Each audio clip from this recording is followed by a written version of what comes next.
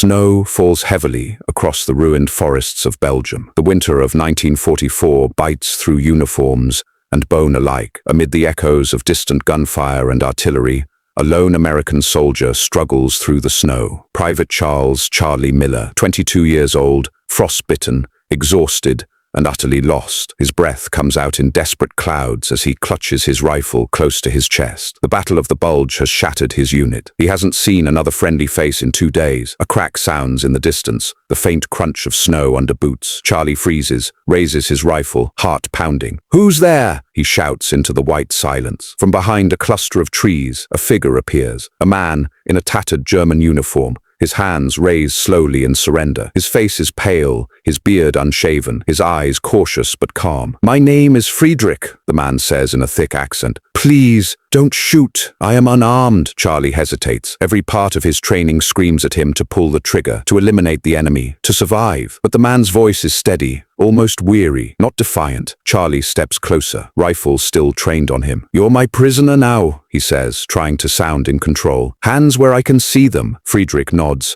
and obeys without protest. "Of course," he says softly. "You are lost, aren't you?" "Shut up," Charlie mutters. "Move." They begin walking through the endless snow. The forest is silent except for the wind whispering between the dead trees. Charlie's fingers tremble, both from cold and fear. He doesn't know where the Allied line is anymore. He only knows that he's alive and that he's dragging a German prisoner through a frozen hell. As night falls, the wind grows sharper. Snow thickens. They stumble upon a small abandoned cabin, half buried under frost and branches. Charlie pushes Friedrich inside first, scanning for danger. The cabin is empty, just a broken chair, a cold stove, and silence. Charlie lowers his rifle, but doesn't take his eyes off the German. "We'll stay here until morning," he says. "Try anything stupid, and I'll shoot." Friedrich nods again. "You won't have to," he replies. "I'm tired of war." Charlie glares at him. "You expect me to believe that? You killed my friends out there." Friedrich looks down, his expression unreadable. "I killed no one today," he says. "Maybe that is enough." Charlie doesn't answer. He just slumps down against the wall, too tired to argue. Friedrich sits quietly across the room, removing a small object from his pocket, a silver cross hanging on a thin chain. He stares at it, lost in thought. "What's that?" Charlie asks after a moment. "My boy gave it to me," Friedrich says. "He's 5 years old. Said it would keep me safe." Charlie blinks, his anger softening. "You got a kid?" "Yes," Friedrich replies. "And you?" Charlie shakes his head. "Nah, but I've got a little sister. She writes me letters every week. Says Mom's still praying I'll make it back for Christmas." Friedrich smiles faintly. Then maybe both prayers will be answered. For the first time, the room feels warmer. The wind still howls outside, but inside, 2 soldiers, enemies by uniform, not by heart, share a brief, fragile peace. Morning comes, pale and unforgiving. Charlie wakes up to find the other side of the cabin empty. Panic strikes him. He grabs his rifle and shouts, "Friedrich!" No answer. His breath quickens. Then the door creaks open. Friedrich steps back inside, arms full of firewood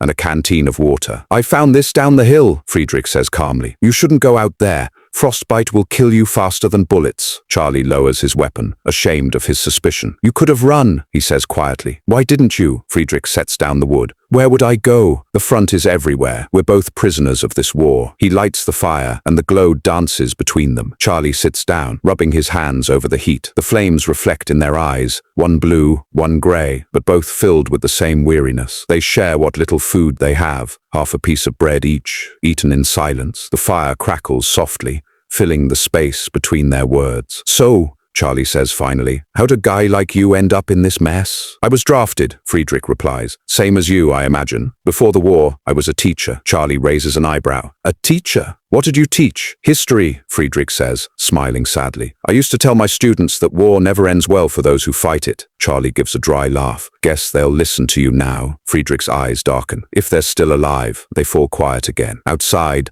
the storm worsens. Inside, something unspoken grows, a fragile thread of trust. "You know, Charlie," Friedrich says softly, "I think men like us don't hate each other. We're told to—" Charlie looks up. "Yeah, told by men who'll never bleed for it." Friedrich nods slowly. "Exactly." The fire burns lower as the night deepens. 2 enemies share warmth, silence, and a kind of understanding that neither can quite explain. At dawn, Charlie's radio crackles faintly. Allied signals. His heart leaps. "That's my unit. They're close. We made it." Friedrich smiles faintly. "Then you should go." Take me with you, yes? Charlie hesitates. He knows what will happen when he turns in a German prisoner. But he also knows that bringing him in alive is his duty. Yeah, he says finally. Let's move. They leave the cabin and start toward the faint sounds of engines and voices. The forest seems endless, but then figures appear through the trees. American soldiers. Charlie waves frantically. Over here! Friendly. The patrol spots them. Rifles snap up instantly. Drop the kraut! One soldier shouts. Step away, Miller! Charlie freezes. He's my prisoner! On the ground, both of you!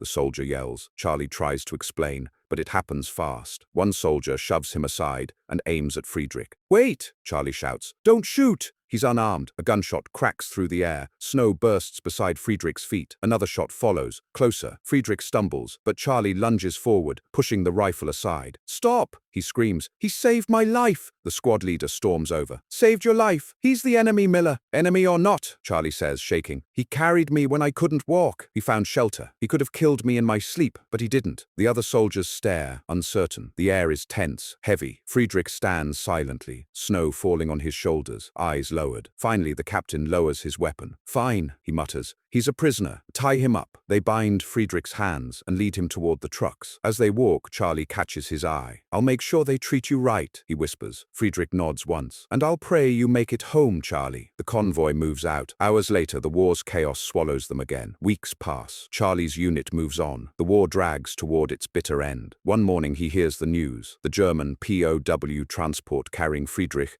was hit during an air raid. No survivors. Charlie stares at the ground, unable to speak. The man who could have killed him died saving others. The irony burns deeper than any wound. Years later, long after the war, an older Charlie stands in a classroom in Pennsylvania, teaching history. On his desk sits a small silver cross, tarnished, old, but treasured. It's Friedrich's. He keeps it beside his lesson plans, where his students can see it. History, he tells them, isn't just battles and victories. It's people, the choices they make when nobody's watching. He pauses, his voice steady but emotional. Once I met a man who was supposed to be my enemy, but when I needed him most, he saved my life. He reminded me that humanity doesn't wear a uniform. The students listen, silent. Charlie looks out the window, where snow falls gently on the schoolyard. He smiles faintly, the same snow that once covered a frozen battlefield. Years later still, after Charlie passes away, his granddaughter finds a letter in his old chest. It's written in careful, broken English. Dear Charlie, it begins, if you read this, it means I survived the camp. I think often of that night in the cabin, of the fire and the bread we shared. You showed me mercy when you could have given me death. I hope one day our children live in a world that doesn't need such choices. Friedrich. The letter is dated 1946. It was never mailed. Somehow it found its way back to him, through time, through history, through the same fragile miracle that once kept them both alive. The narrator's voice returns as the camera fades to white. In every war, there are stories that never make it to the history books, not of battles,